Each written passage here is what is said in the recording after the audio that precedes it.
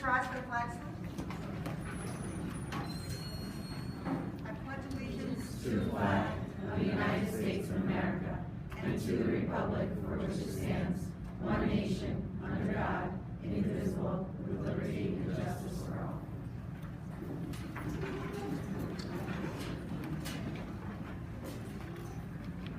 Good evening, everyone. Thank you for coming. At this time, I'm going to turn the meeting over to Dr. McLaughlin for our presentation. Thank you. As you know, safety is a #1 priority in our schools, and we thought it would be important to provide an update, particularly on one aspect, the Share 9/11 application that has gone into effect in the district, but also to address overall safety. We've asked Mr. McGovern, our school safety officer, to present to us tonight. Mr. McGovern.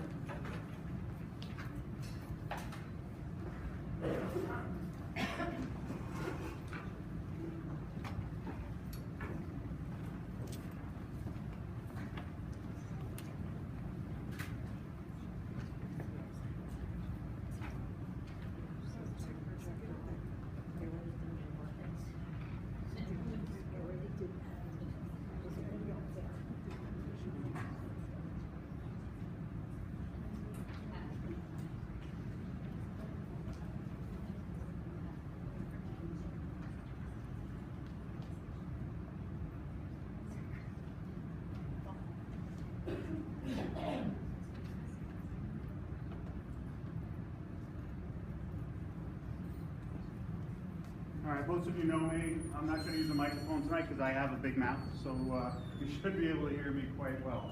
I'm the principal at Dwyer. I'm also the school security specialist. I've been doing it for about 10 years for the district. A lot of the initiatives that are in place, and we're always looking at the initiatives as we bring them in, is due to the dedication that the board has for safety as well. The reality of life is that we're not safe anywhere anymore.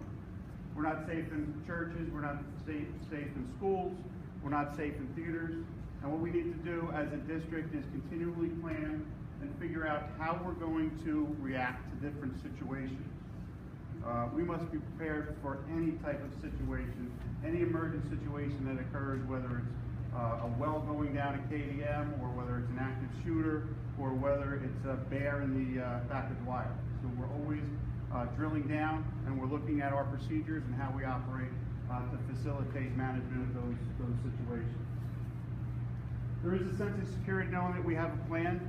Every year we do go over the plan with our police department and our fire department so that we ensure that if there is a situation that occurs within the district, we know where to shut off streets. We know where to stage apparatus, whether it's a fire vehicle, EMS vehicle, or police, depending upon the situation at hand. 3 essential questions I always ask myself when looking at school security: what have we learned from past security issues? Every time there's an incident involving a school, I'm always pulling reports to see how the schools reacted, how the community reacted, how the first responders reacted. From that, we take it back to our police department, and we have a tabletop on the exact situation. So we'll talk about what happened at Columbine. We'll talk about what happened at Sandy Hook. And we'll go over those scenarios and how we would operate in those types of situations to ensure that we're as secure as possible. The way I think the worst case scenario first, and those who know me, especially my staff, I always tell them I'm not going to be around if something happens. They need to know what the procedures are. They need to know situational awareness, where they are in the building as to what's happening in the building.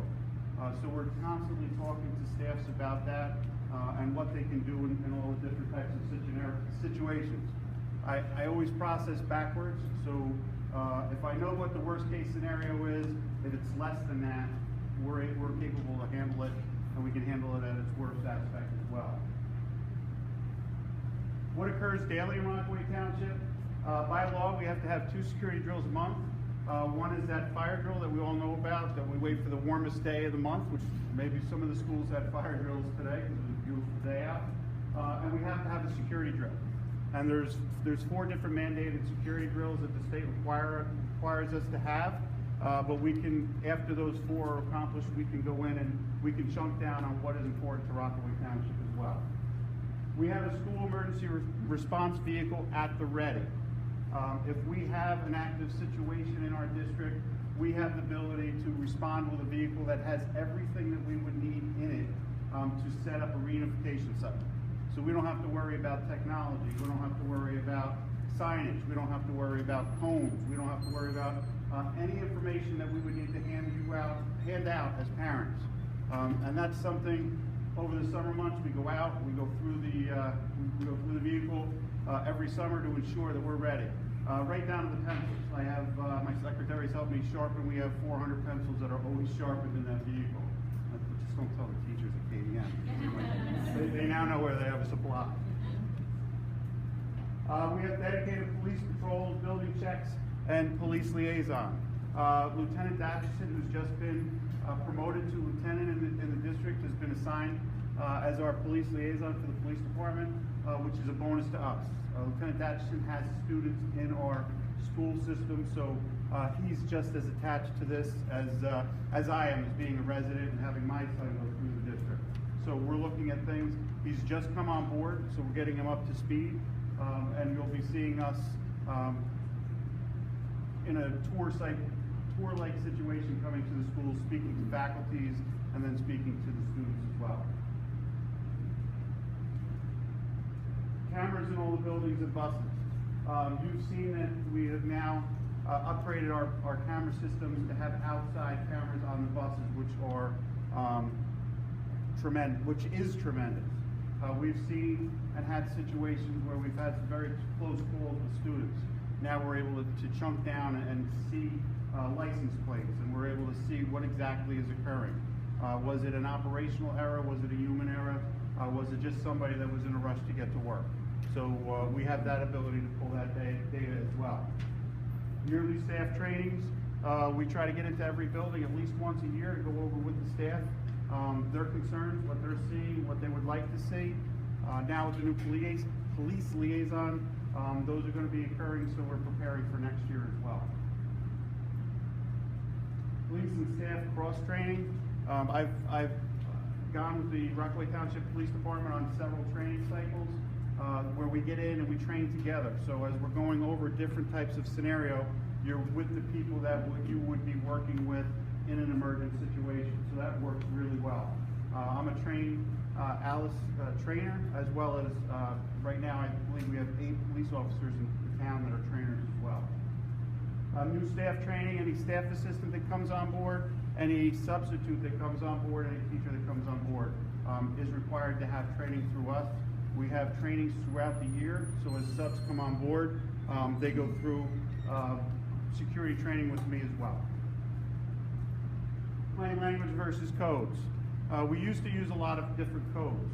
If you're a parent in my building, you might not know what a code blue is, or a code red, or a code C. That puts you in danger. Using plain language tells you exactly what's going on. If we have an active shooter in the main office, and you're at Birchwood down by the gymnasium, you're going to just run out that door and get out as quickly as possible. Now we're giving people more options, and we use the term situational awareness as to what's happening and where it's happening, so you can respond a lot quicker. What's occurring this year? We have new upgraded camera systems for KDM and CMS. The Copeland teachers are getting tired of seeing us walk around the building. We've gone at least 4 times in the last month to ensure new camera placements for the building are exactly where the administrators want it, and it poses the best security possible for us within the building. We've viewed all the nooks and crannies in the building so that we can fully ensure that Copeland is secure. We have outfitted KDM with new cameras this year. They were on an old camera system, now they're upgraded and they are online with us as well. We talked about cameras for the buses. We're working with Critical Response Group to map our buildings, and that's another reason you've seen us walking around a lot this year. We've identified every closet, we've identified bathrooms, we've identified every space in buildings. This is going to be mapped. It's going to be sent to the state, it's going to be sent to the county, it gets sent to our township. So if there's any incident that occurs, if there's an active shooter in Rockaway Township, the state police down at the Rock in New Brunswick can bring up our facilities and help facilitate the plan of action within that emergency situation. So that's a great thing, and kudos to our administration for seeing that. Share 911 is a mobile app. It can be on your school desktop. It can also be on your phone. We're placing them on the school desktop so that if teachers are teaching and something happens in the building, every teacher and staff assistant will have the ability to put a school in a lockdown. So if you're a staff assistant out at Stony Brook and you see somebody coming down through the trail and they're armed, you can put the school in lockdown immediately. You do not have to wait for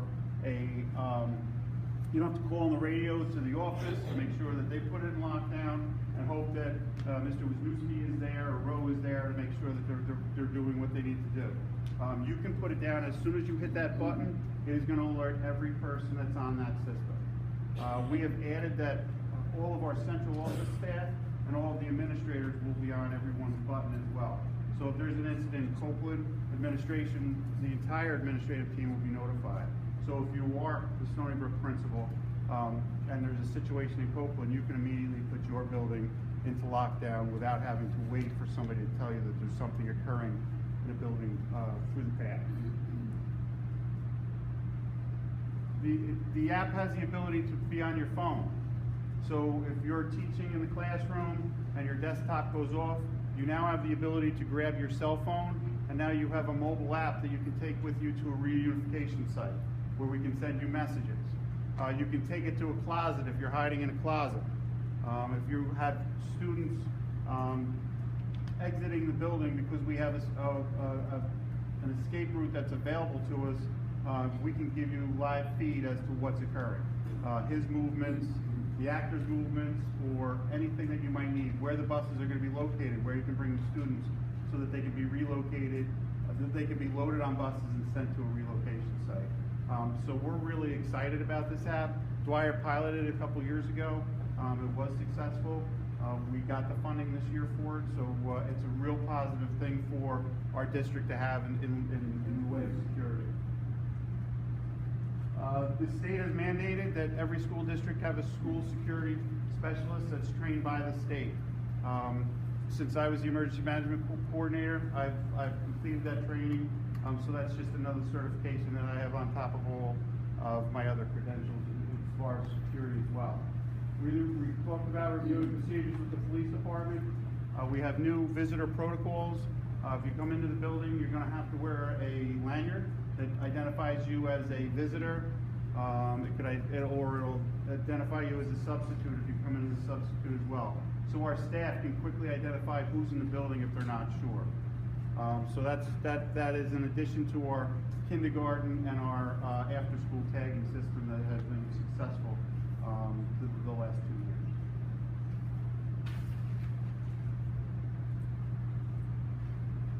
Our motto when we're talking security is I take care of you, you take care of me, we take care of each other. In any emergent situation, it takes the village to ensure that we make sure that our students are safe and they're secure. That's our first priority. Questions? Yes. I just want your professional opinion. So the Share 911 app that we rolled out to the district, would you agree that it's probably much more effective? There's a lot of talk about the mandate that's coming through about the panic button, the static panic button that should probably be in one place with a light. Would you think that this Share 911 app would constitute as something even better than that? I'll give you the layman's term first. I've read through the law twice, but I want to get some clarification on the law. With the panic buttons, you would have to leave a classroom to go and hit a panic button. With this app, you can stay in your classroom, and if it's in your hallway, it keeps you safe. You can also break out a window if you need to get babies out the window to keep them safe as well. Whether the state is telling us that we have to have the mandated buttons, we can add some of those buttons. Dwyer has those buttons because of their unique situation with the open school environment. But I don't even know if those constitute a panic button per se that covers the Allison law.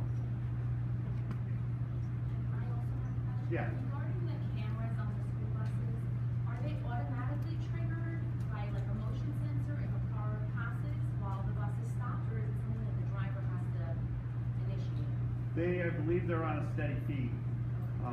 And they will, if there's an incident, they run on a cycle, just like our school bus cameras are always on when the vehicle's on.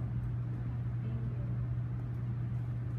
The district consult with, like consultants, security specialists, consultants to do, review of our security procedures to determine if there's any advice or. Every year.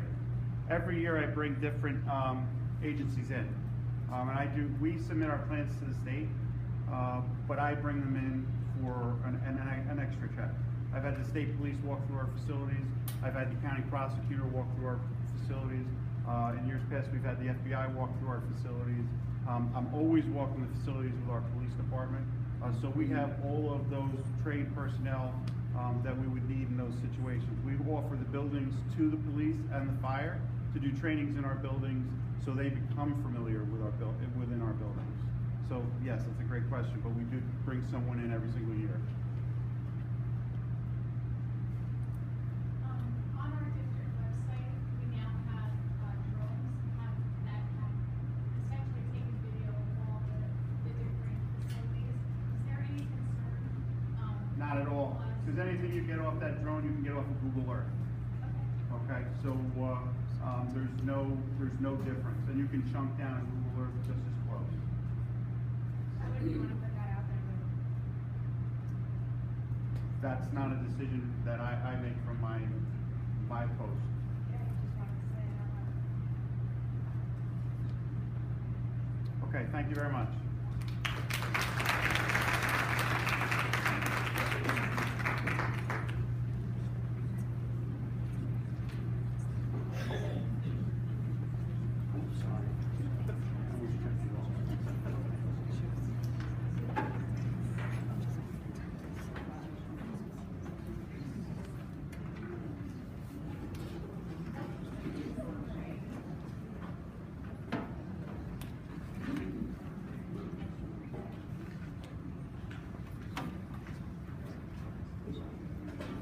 Thank you, Mr. McGovern, both for your presentation tonight, for your ongoing work in regard to safety in the district. We know that you're very dedicated to that. We appreciate your efforts.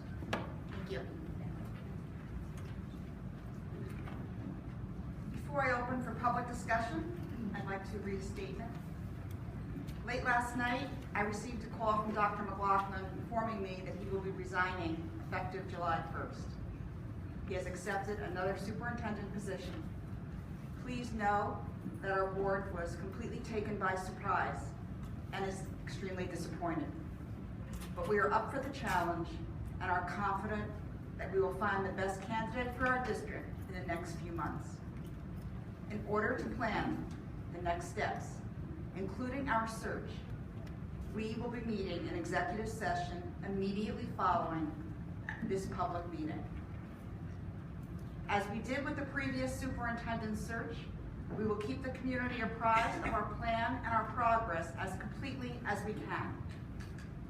Thank you all in advance for your support and confidence as we move on and begin to recruit candidates for this important position.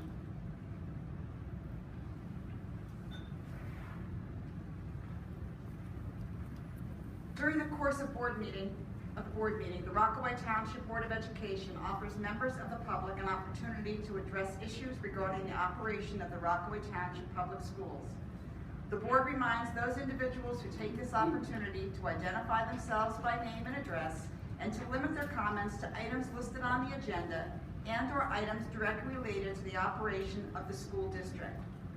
Issues raised by members of the public may or may not be responded to by the board. All comments will be considered and a response will be forthcoming if and when appropriate.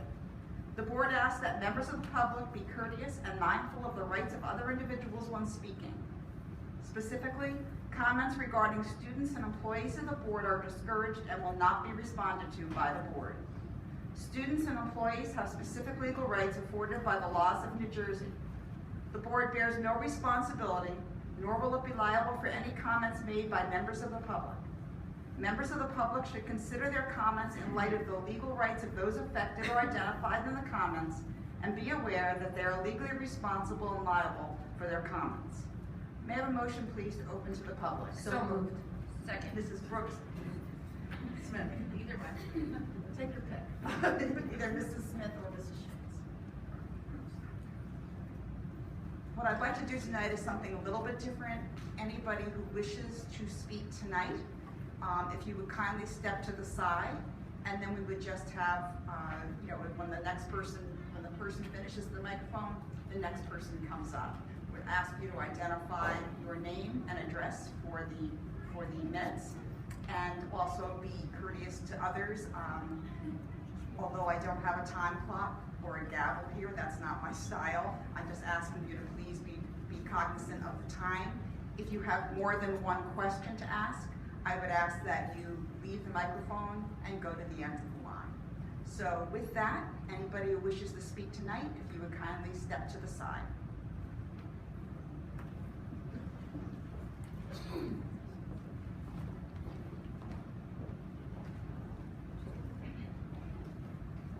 Somebody has to be first, so I would love for someone to come to the microphone first. Thank you. Good evening. Michelle Beneducci, 24 Omaha Avenue. Can you spell your last name, please? Sure. It's Beneduce. You're welcome. So, Dr. McLaughlin, I would like to thank you for your willingness to listen to all stakeholders and your leadership to make changes in our children's best interest. However, I am truly disappointed. An exceptional leader has character and integrity to see through the commitment they have made to their team. And based on our interactions, I had that expectation of you. Unfortunately, you have proven me wrong. So what I'm asking for, while you are still employed by Rockaway Township and receiving our tax dollars, is that you create a detailed transition plan for the Board of Education and for our children. And to the Board of Ed members, I hope you hold Dr. McLaughlin accountable for creating this plan, as there are many initiatives underway that need clear direction during this transition period. Additionally, to the Board of Ed, I have confidence that you have gleaned insight over this past year, and you will find the exceptional leader our children deserve. A leader who will have the skill set and integrity to execute on a well-designed plan that centers around our children. Someone whose why every day is the children of Rockaway Township. Thank you. Thank you, Michelle.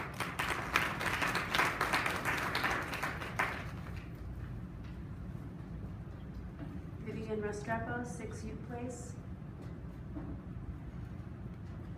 Good evening, board members and Dr. McLaughlin. I am here to express my discontentment for your resigning on this position. I am very disappointed, obviously, but mostly what I wanted to say was I'd like to see that we take this situation into consideration so that the same mistake doesn't occur again. I think we owe it to our children. As far as Dr. McLaughlin's contract, him having freedom to end his position at any time, I think that that's something that we should look into going forward, whoever the candidate may be. I don't know how that works. I don't know if it's set by the state. I don't know if it's something that's done through the Board of Education, but definitely something, we need somebody in this position that's gonna stick around, not for a year. We need some continuity. I think we've had great changes in our community. We've had a great tragedy that our children experienced, and as adults as well, I'm still carrying with that burden of Mallory Grossman's death. And so are my children. And I hear all the children in our community, many children in the community, still carrying on to that. And I felt that we let them down once again with Dr. McLaughlin quitting. So I'm here to express my discontentment for him leaving, but also I like to express that this is something that we can learn from, so that when we do go through the process of interviewing a new candidate, that would be taken into consideration. Like I said, I don't know how that works as far as contracts go, how long, who states that, who puts that into place. Thank you for listening to me. Thank you.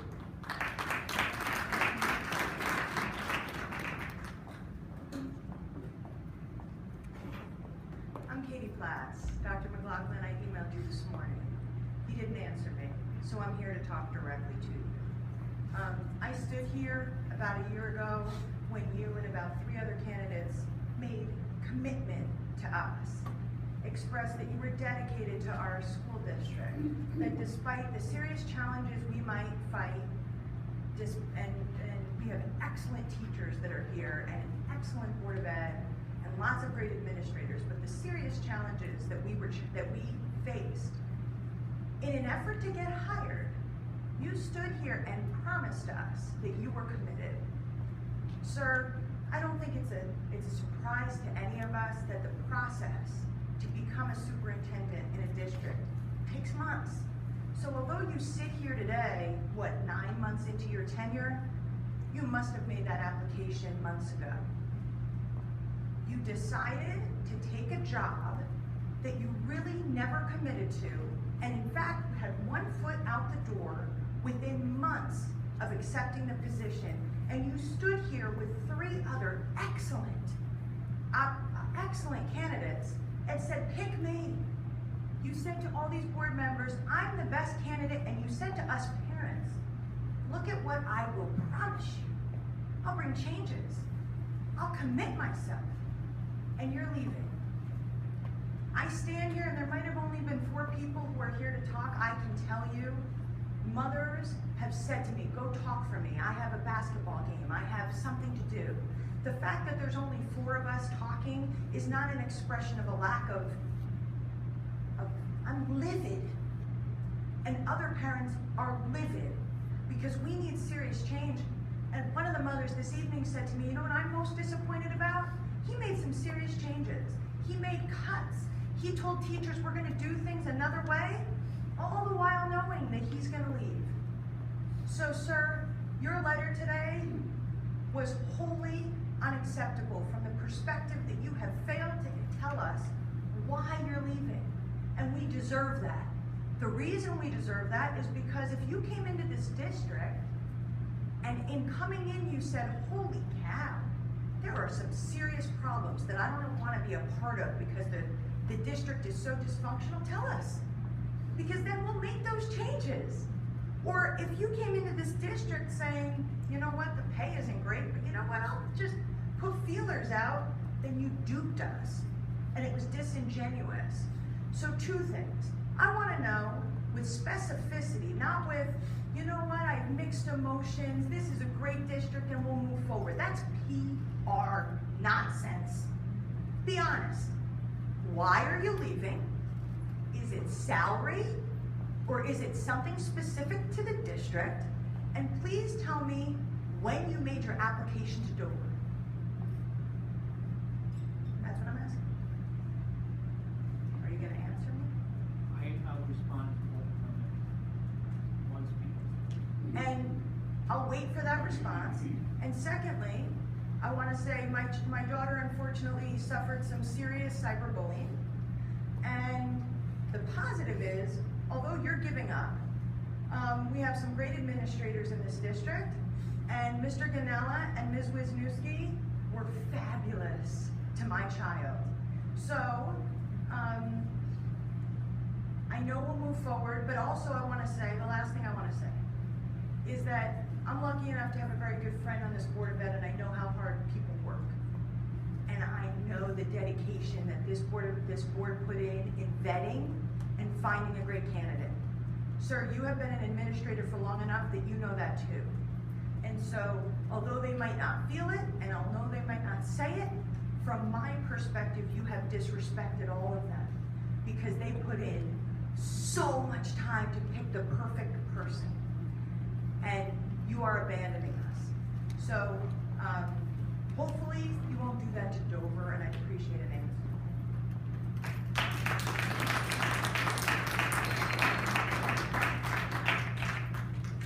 I'm Christine Yorth at 3 Countryside Drive.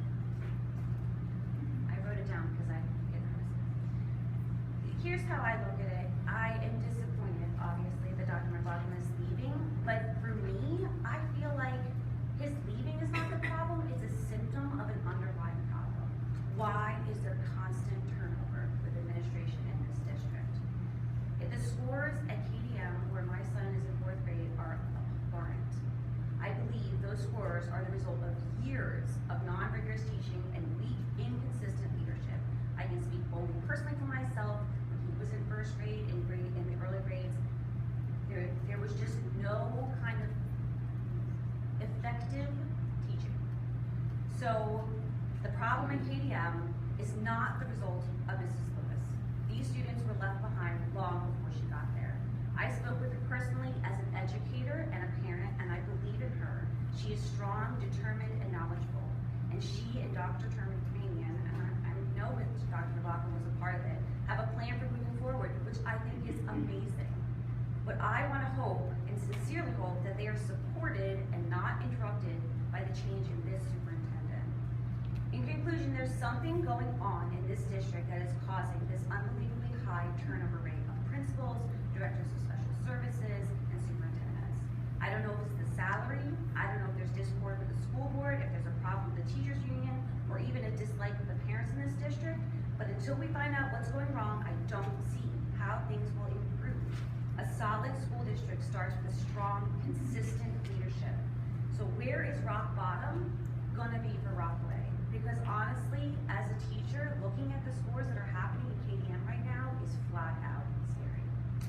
So I think it's going to take years for it to get this district's scores back on track and even the education back on track. It's not just about scores, but I hope that we have the right leadership in place to move forward. That's all I can say.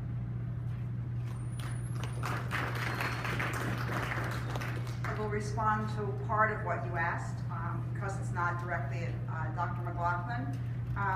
There's been absolutely no discord with the school board. I just wanted to clarify that. Okay. Thank you. I don't know. Thank you. I wanted to clarify that.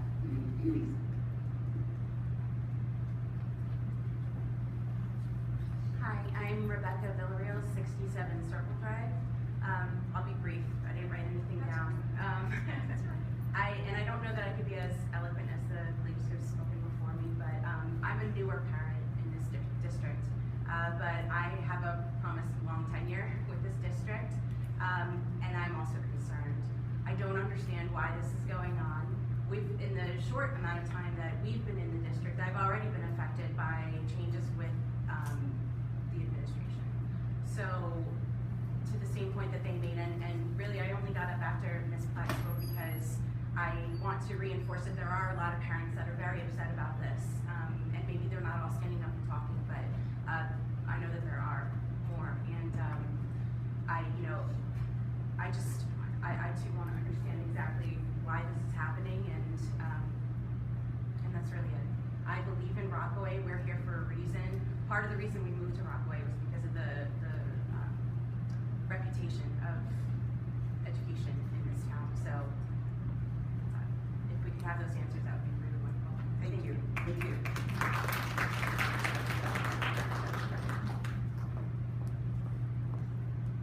I'm Valerie Donnelly, 319 Daniel Street. I just wanted to reiterate the disappointment and the change in leadership and what we've been seeing going on in the township. And I just want to piggyback off of what has been asked. My question is, do we do exit interviews for all this turnover to really get to the bottom of why are people leaving, why are people not staying? I can answer that by saying we don't do formal exit interviews. The only people that the board really has the opportunity to speak with would be the superintendent. The superintendent is responsible for the employment of everyone else to oversee that.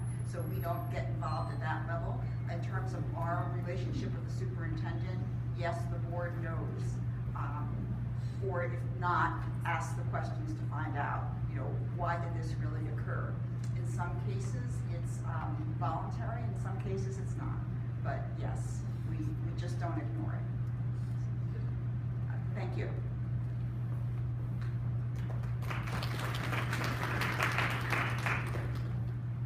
Thank you for allowing me to wait. I wanted to make sure that I captured it, particularly if there were similar questions, that they were answered at one time. I thought that perhaps the best way to begin would be by ruling some things out that have been raised, and then providing my response as it has been requested. First of all, I'd like to indicate as strongly as possible that the Board of Education has been nothing but supportive, both on an individual basis and as a body. We've come together around goals. We've pursued those goals, I think, with a real fidelity, and the board has been available to me at weekends, on evenings. They have been interested and involved, and I thank them for that level of support tremendously. I also want to rule out one of the other pieces that was raised, and that is, are there challenges here that that folks would shy away from? And I don't believe that's the case. Every district has challenges. It's impossible not to have challenges when it comes to education, because education for every child is different, and it has to be approached in a unique way. This is a strong community. It's a strong school system with strong teachers and strong leaders. I think it's a district that leaders would want to be a part of. And I will certainly involve that in my response, but I certainly want to rule out the fact that this is not a desirous place to be a superintendent. I would say totally the opposite. Also, I want to indicate, because sometimes people ask, and it was asked before, is there a problem with the teachers union? And I will say that we've had a marvelous relationship with the teachers union. Do we sometimes disagree? Absolutely. That's going to happen, but it's always done in a respectful way and one that seeks for a solution. So my relationship with the union leadership here has been productive, it's been consistent, it's been respectful. I think they take into account the challenges that the district faces while doing their job in advocating for their members. I want to certainly also indicate that my decision was a personal one. It was not meant in any way to disrespect the district, although I certainly understand the feelings that have been expressed tonight and the feelings that the board may have. I will not seek to be defensive about that, because this was my decision, and it was based truly on a passion for bilingual education, for preschool education, in an intense way that I've been involved in the past and had an opportunity to be involved again. It's situational. It may not, I don't know if that rings true to the people who are hearing this, or if it weighs in the balance of some of the areas that have been mentioned, but it is a very honest response that I'm not being motivated for really any other reasons, but to pursue areas that, number one, I have felt invigorated by in the past, that I consider myself to be both a learner in and also an area that I can make a contribution to. And those are the reasons that I have sought employment in the district that was mentioned. How far long ago? I think I can honestly say it was probably a 2-month process. But I did not come into the district here with an eye toward leaving. It was unique. It was based on that community. It's the only community that I applied to, so it has not been an area where I've been seeking another opportunity in anywhere that might be. And as you may know, unfortunately in the state of New Jersey, there are many, many superintendent openings, and that's probably a bigger issue than just what Rockaway faces. So I do want to say that I recognize the position this places the board in. I recognize the efforts that the board makes. I recognize the efforts our teachers make and the buy-in that's occurred throughout our community. And I am confident that that will continue. I think we have a tremendously strong leadership team. I think we have a very focused and dedicated board. And with those two ingredients, I truly believe things can move forward. And I certainly accept the challenge, and hope I would have anyway, but let me answer it directly, to work on transition, both in terms of planning and support, and lending whatever I can to making sure that this move is as least disruptive as possible and as smooth as possible. And knowing the members of the board, I'm confident in what they will do, and I am sorry that they would need to go through the efforts that are upcoming. But I thank you for the opportunity to respond, and hopefully you have found at least those responses to be specific in regard to the questions that were asked tonight. Any other additional comments from the public before I close to the public? If If not, may I have a motion, please, to close to the public? So moved. Second. Mrs. Shields, Mrs. Brooks. Moving on to communications. Have there been any additional communications since our last regular meeting? No, there is not. Thank you. Moving to approve the minutes of March 6th. We'll do that one first. May I have a motion, please? So moved. Mrs. Cherico? Second. Mrs. Shields? Is there anyone who has a correction to the minutes?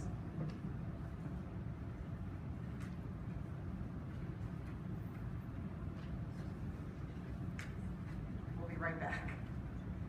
It's okay.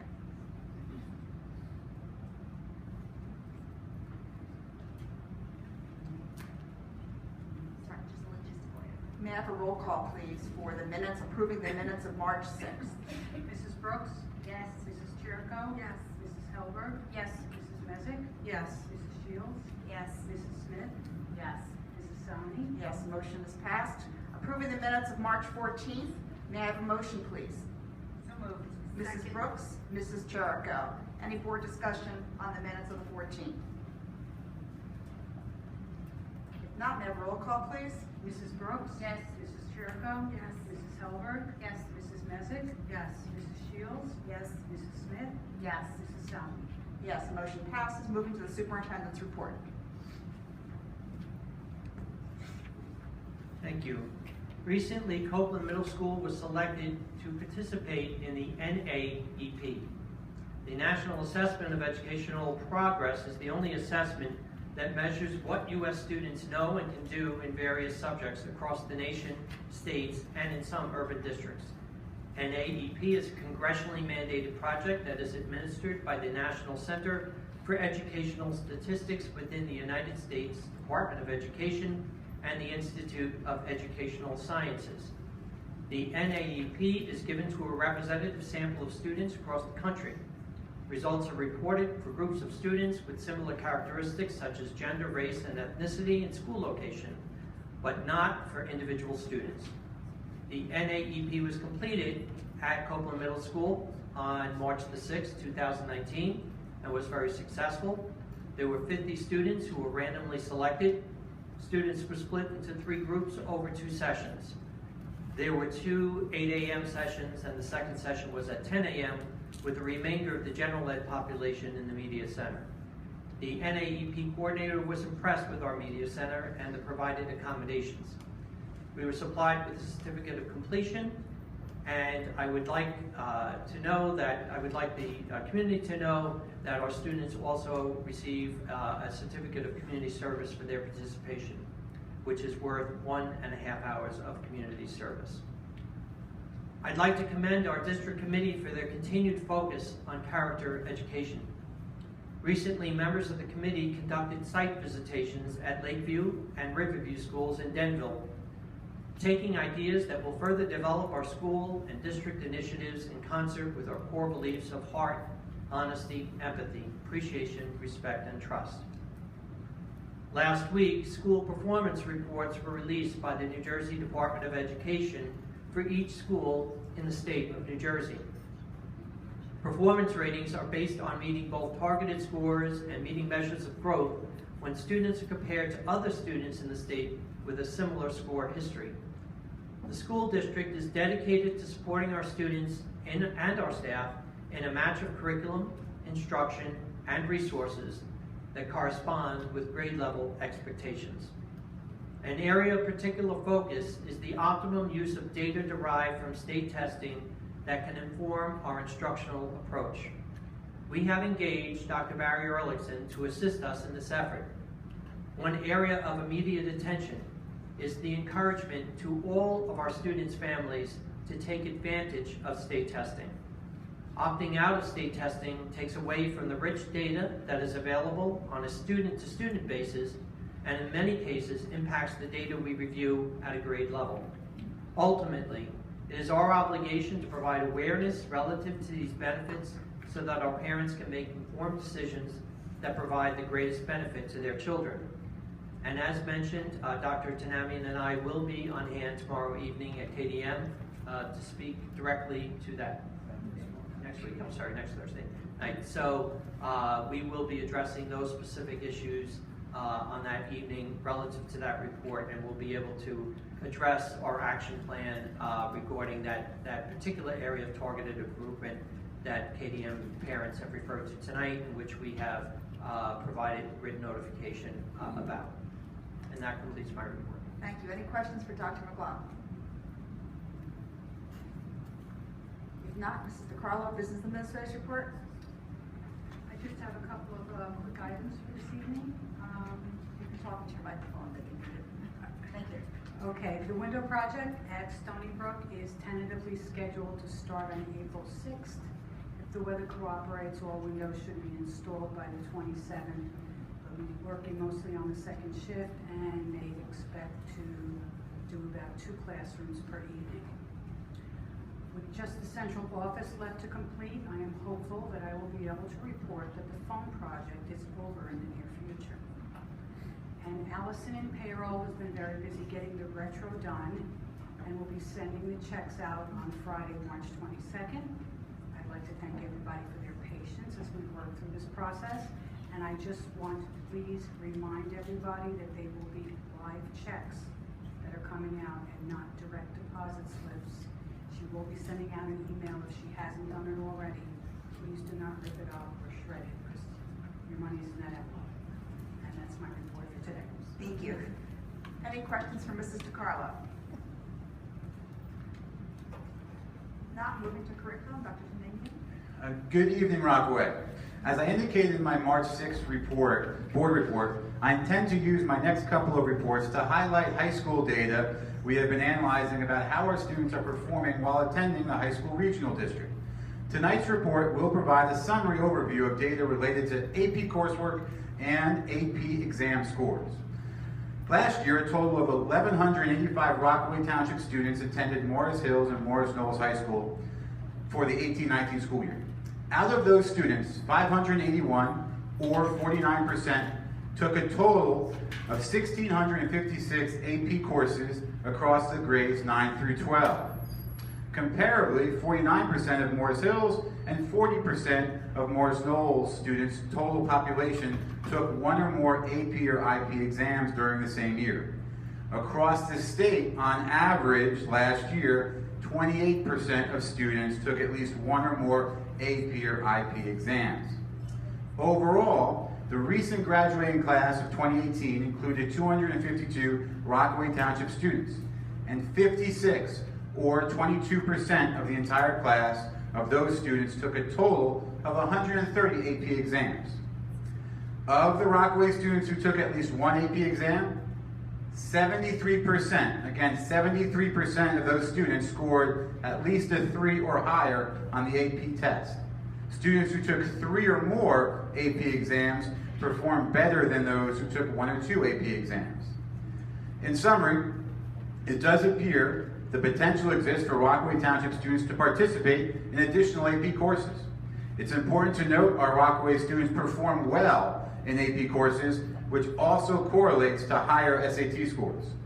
The 2018 graduating senior class of Rockaway students, as I mentioned, took 130 actual AP exams.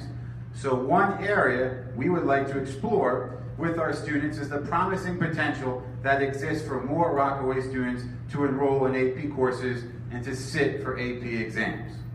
As for next steps, with my next report, I will highlight the SAT data we have received and discuss next steps in greater detail for additional data analysis.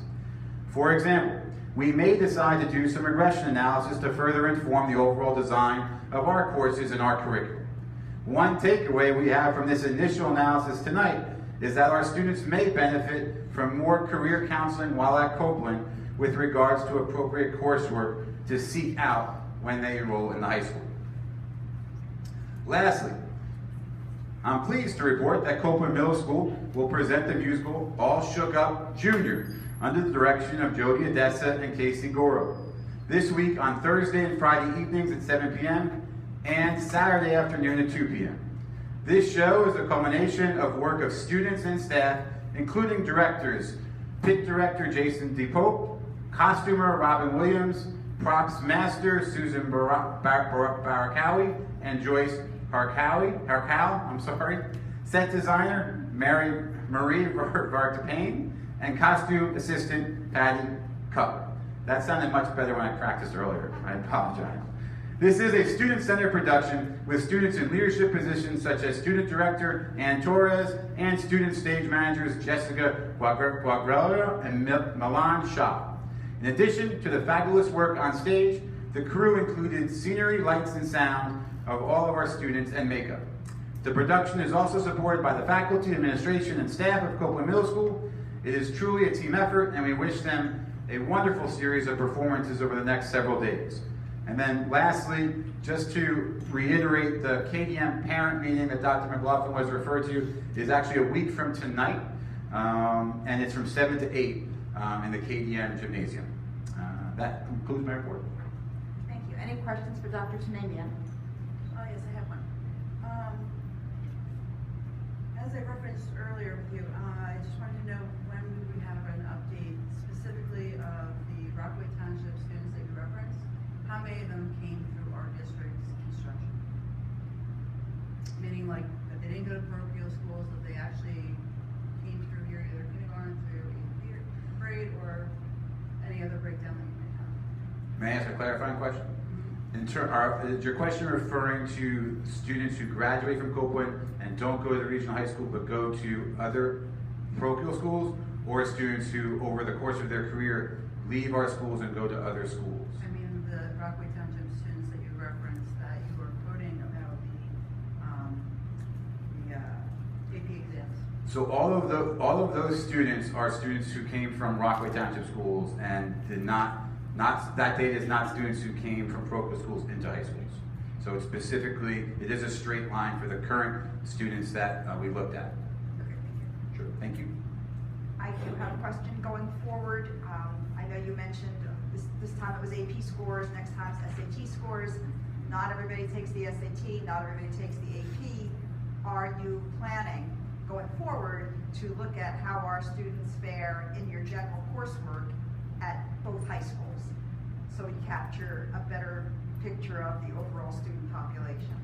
Great question. And I think that question will inform our ongoing collaboration with the high schools in terms of what data we could potentially get and how we could track that back into how they potentially perform, not only in Copeland, but some of the regression analysis could go down to as early as 3rd grade in some cases. So that question and other questions that we glean from the board and the community in the coming weeks and months will inform our ongoing conversation with the high school district. Thank you. Thank you. Any other questions? Not? Moving on. Sorry, right here. One in the audience. I'm sorry. Yes, please. I have to open to the public. So hold on for 1 second. They keep me honest. Okay, so Mrs. Brooks, and I didn't capture the second. Smith. Mrs. Smith. Please, come on. Yes. I'm so sorry. No, that's okay. Hi, my name is Bernette Harrisman, 45 Meriden Road. I'm just wondering if you could explain to the public our goal for the future at the elementary level with the curriculum, because I know there have been a lot of changes this year. Sure, thank you for the question. So, may I take a few minutes? Absolutely. Okay, thank you. So we've been consistent over the last several months, I believe, both internally and externally, about our priorities for our elementary school program. And our priority for number one priority continues to be the launch of a balanced literacy program in grades K through 5 in September. Let me say a little bit more what I mean by balanced literacy. That means by ensuring that students on a daily basis are being engaged in at least 120 minutes of direct literacy instruction. That's reading instruction, writing instructions, everything that goes along with the reading instruction in terms of phonics and foundational awareness, all of those things happening on a daily basis in an elementary school. There's a lot of things that need to be put in place to do that well. First and foremost, from our perspective, has been that we are implementing job-embedded professional development that is ongoing for our teachers and has already begun, candidly, this school year, and then continues through next year. What I mean by job embedded is that it's not that our teachers are going to a one-day workshop and coming back and then being expected to be experts. It's that they have access to expert feedback in their context, in their classroom settings on an ongoing basis.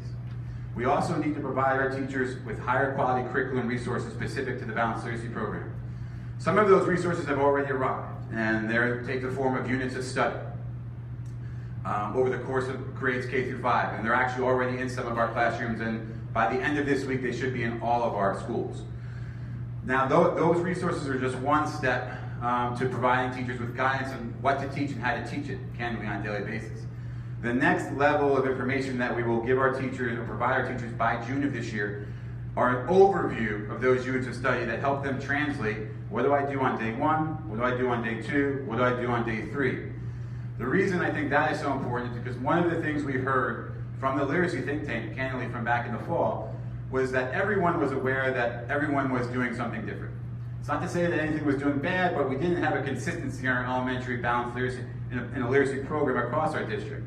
And so by providing our teachers with higher quality materials and clear guidance about what to teach and how to teach it, we think we're going to create more consistency. We will create more consistency across our grades and across our schools. That will create opportunities for greater collaboration about instruction and continuing the opportunities for teachers to feel supported professionally in implementing this work. Now that's one bucket. There's another bucket, assessment, in terms of how are we progress monitoring and doing universal screening to make sure our students are learning what we expect them to learn, and for students we identify who are not on track to learn what we expect them to learn, aggressively intervening as early as possible.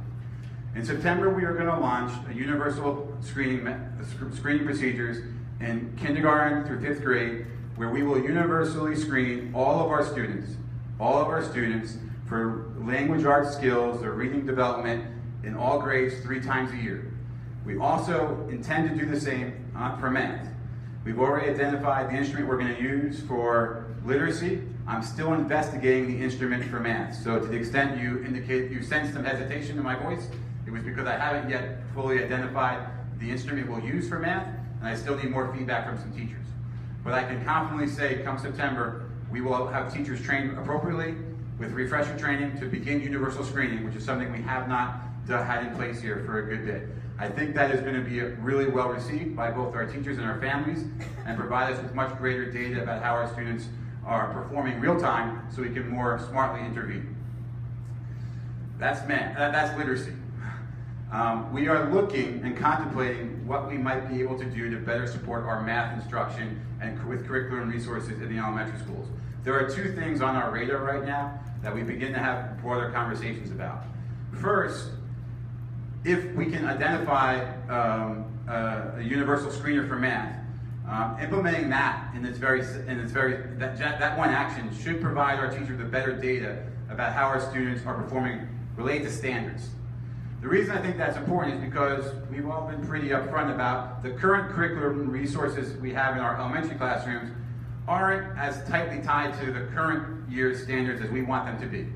We can't afford to go with 2 whole-scale adoptions, either financially or in terms of change management next year. It's not fair to our teachers to do it that way. But I do believe if we get our teachers some better data about how our students are performing compared to standards, that will really help inform their instruction. So that's one thing that's a goal for have in place by September. And the second, we are exploring potential pilots.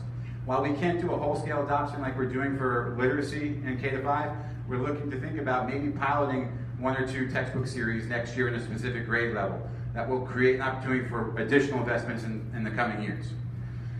You might be wondering about science. We recently, in the last couple of years, rewrote our science curriculum, and by all accounts, there's a lot of exciting resources in there. But one thing that we've heard from our teachers is that the science textbooks are fairly dated, and we'd like to have some new science resources in our classrooms. We are going to pilot a 3rd grade new science textbook in one of our schools. That'll be on the board agenda if all goes according to plan at some point in April. And then social studies. Don't want to leave out social studies. We are looking at potentially piloting a couple, 1 or 2 social studies textbooks in 1 or 2 of our schools at one of our grade levels as well, to just again bring some more resources into our schools. So I'm trying to remember your question now, I hope. Okay, great. Okay. Thank you for the question. Any other questions for Dr. Tananian? If not, I have a motion, please, to close to public. So moved. Mrs. Brooks? Second. And Mrs. Helport. Moving on now, recommended for board action. First section is personnel. I'm sorry, I skipped over committee reports. My mistake. Committee reports. Mrs. Hellborn, Education. Can you hear me? Can you hear me? Okay, speak right in. We met on March 12th, and on the agenda, there's one item recommended for board approval in regards to Dr. Erlickson with the training for EDM involving her work with that group of teachers. We also spoke about the pilot, the science pilot, and explored the different pieces of it, and we'll have ongoing conversations with that. And we started having conversations about the new state law that updates the financial literacy requirements, and we looked into junior achievement and EverFi. So there are two programs that we're looking at for that program. We're going to continue to have ongoing conversations with financial literacy, as well as we've been having ongoing conversations about the universal screening. It's not completed yet, but it's an ongoing conversation, as well as talking about the executive and PE. So we've been talking about these things for a while, but not finished yet. So one more month. Well, yeah, but it's not like There's a lot of things. there's a on lot to offer. discuss. There's a lot to talk about. There's a lot to go. A lot of changes coming through. All good about it. Thank you. Any other committee reports? We'll hold off on policy till we get to the policy section. Mrs. Brooks? Operations Committee met on March 7th. We talked a lot about budget. We were able to submit budget. We approved our preliminary budget. We talked about infrastructure, equipment replacement, challenges and things we've had with our first run with one-to-one devices at Copeland. My kid broke his last week, truly. Those types of things, and infrastructure, different types of plans and software we can bring in, replace with other things, cost-effective savings, stuff like that. There was a lot of tech talk. Mr. Elsie was wonderful, very patient with us when we started talking about dark fiber and all that jazz. So it was pretty basic, but a lot of tech and budget stuff. So I look forward to some of the changes we're going to see on the agenda soon. Thank you. Any other committee reports? Just a reminder that the board negotiations committee, myself, Mrs. Shields, and Mrs. Cherico, we have 2 meetings next week regarding bus driver negotiations. One is on Monday, and it's really a planning meeting, and then we will be meeting with the Bus Drivers Association on Friday, the 29th. So whatever I can share, I will at the next meeting. Now, moving on to board action. Personnel, beginning on page 4, going until page 6. May I have a motion, please? So moved. Mrs. Cherico? Second. Mrs. Hellborn. There will be no discussion by Rob. Discussion on personnel happens in executive session. I do have one motion to read in. It'll be number 16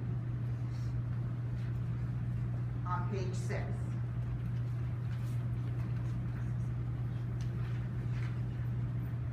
Employment. Approve the employment of Peter Prado as an Orton Gillingham reading specialist for the extended school year at 25 hours per week, effective June 26, 2019 through July 30th, 2019. The rate of pay will be $46 per hour, pending the background check per New Jersey law A-3381. Also pending the background check and physical man-to paperwork as required. So that is number 16. So a roll call vote, please, for items 1 through 16. Mrs. Brooks? Yes. Mrs. Cherico? Yes. Mrs. Hellberg? Yes. Mrs. Mezak? Yes.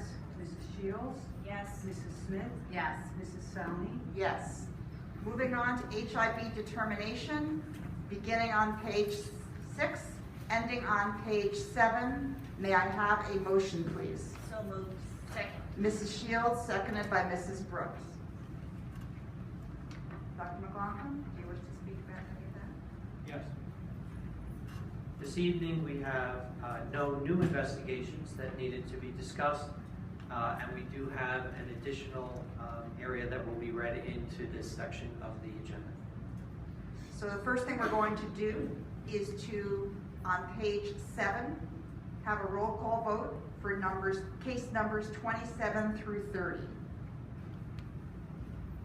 27 being confirmed, 28, 29, and 30 being unconfirmed. May I have a roll call, please? Mrs. Brooks? Yes. Mrs. Chirico? Yes. Mrs. Helberg? Yes. Mrs. Mezak? Yes. Mrs. Shields? Yes. Mrs. Smith? Yes. Mrs. Salmon?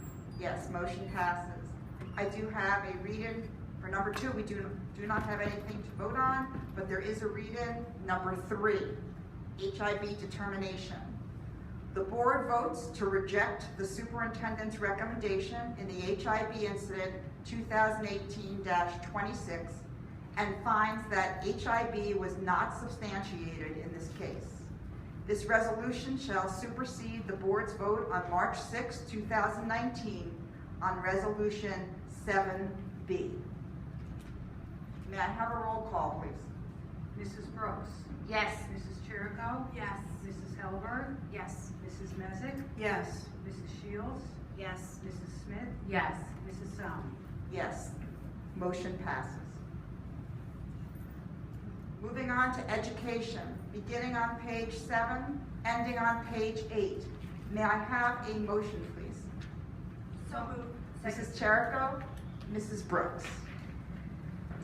Any board discussion on education? I can open to the public if anyone from the public has comments on education.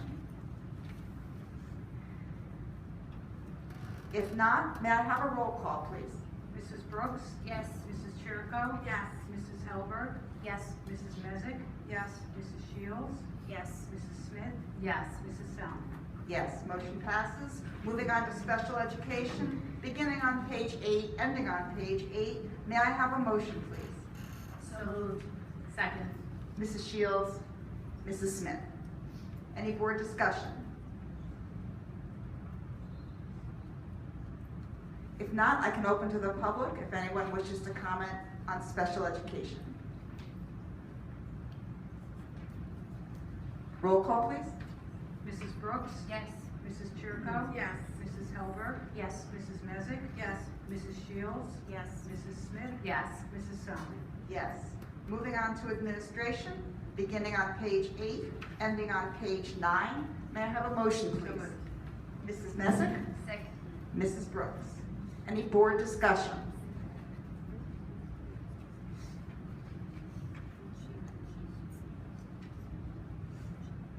If not, I can open to the public. 1 second, let me open to the public. May I have a motion, please? So moved. Second. Mrs. Brooks? Mrs. Cherico? Please. I'm Katie Platts, still. I was just wondering, what is the Educational Services Commission of Morris County, and where will they be transporting our kids? That's all. Thank you.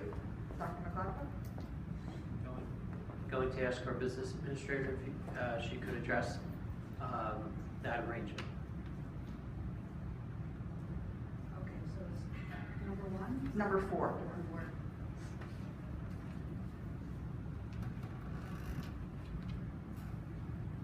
The Educational Services Commission of Morris County transports some of our out-of-district students to their various placements.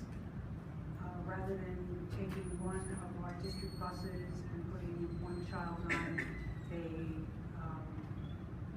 they use their resources for area districts and go to schools then.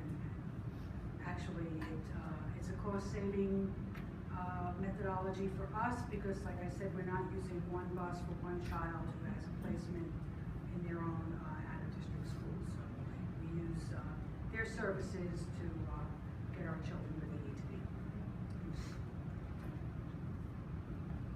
Anyone else?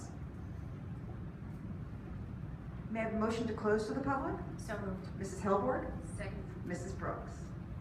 Roll call, please. Mrs. Brooks? Yes. Mrs. Chirico? Yes. Mrs. Helberg? Yes. Mrs. Mezak? Yes. Mrs. Shields? Yes. Mrs. Mrs. Smith? Yes. Mrs. Salmi? Yes, motion passes. Moving on to finance, beginning on page 10.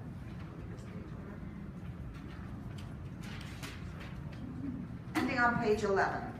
Motion, please. So moved. Mrs. Mezak Second. and Mrs. Smith. Board discussion on finance. For the board event, I did the purchase orders yesterday.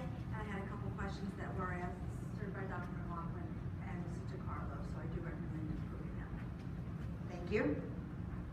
Any other questions?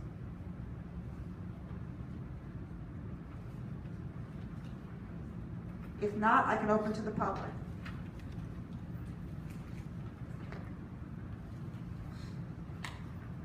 Roll call, please. Mrs. Brooks? Yes. Mrs. Chirico? Yes. Mrs. Halberg? Yes. Mrs. Mezak? Yes. Mrs. Shields? Yes. Mrs. Smith? Yes. Mrs. Salmi? Yes, motion passes. Moving on to policy, beginning on page 11, ending on page 12. May I have a motion, please? So moved. Mrs. Brooks? Second. Mrs. Shields? Mrs. Messick, it's your turn. Okay, so we have on tonight's agenda a motion to approve the following policies for first reading. Policy 3322, staff members' use of cellular telephones. That has arisen as a result of the share 911. Policy 3425, work-related disability pay.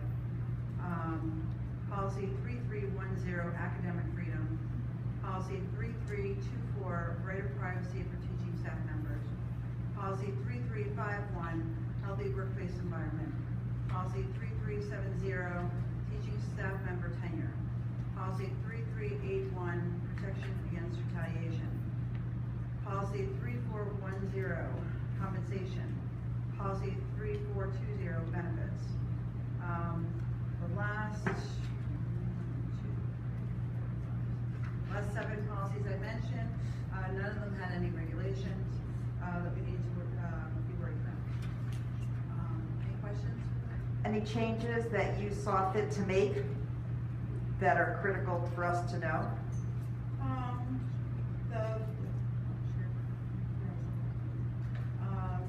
As I said, it's all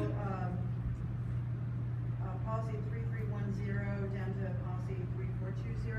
It was just a review and readoption. Thank you. Thank you. Okay, and then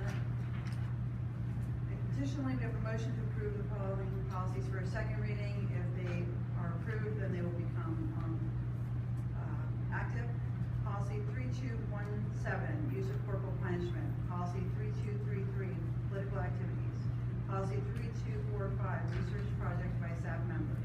Policy 3270, professional responsibilities. Policy 3280, liability for people with welfare. Policy 3281, inappropriate staff conduct. Policy 3282, use of social networking sites. And policy 7250, school facilities and names. For those of you who may not know where to find these, any policy that's under review for its first read or for its second read are listed separately on our board website under Board of Education. You can find that. Anything that's been bolded, that you'll see in bold print, are changes that are being recommended by the policy committee to the board. Anything that has a line through it obviously is being eliminated, and that's the recommendation. So as Mrs. Messick said, thank you. Everything listed under number 2 have been reviewed, discussed at last board meeting, and if approved tonight, will become policy effective immediately upon approval. So with that, any board discussion for the policy committee?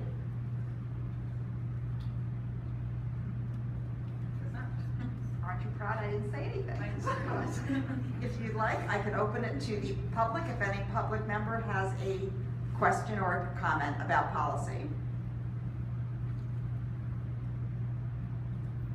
If not, may I have a roll call, please? Mrs. Brooks? Yes. Mrs. Chirico? Yes. Mrs. Halberg? Yes. Mrs. Mezak? Yes. Mrs. Shields? Yes. Mrs. Smith? Yes. Mrs. Salmi? Yes, motion passes. Moving on to old business. Does any board member have old business?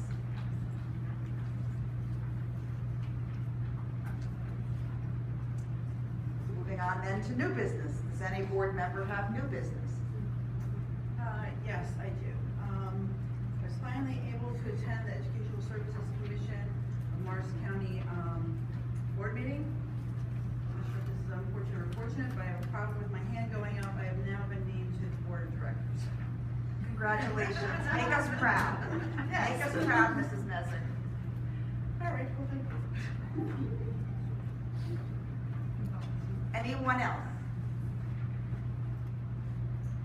Okay, if anyone from the public wishes to speak again about anything, I can open up to the public.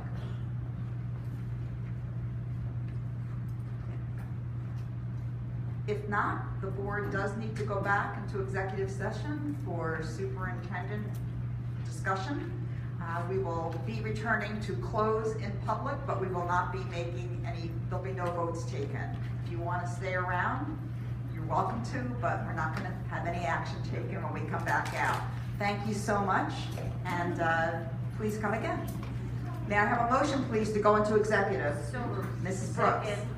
Mrs. Shields at, we'll call it 8:49? Okay, 8:50. Thank you. That's a good idea.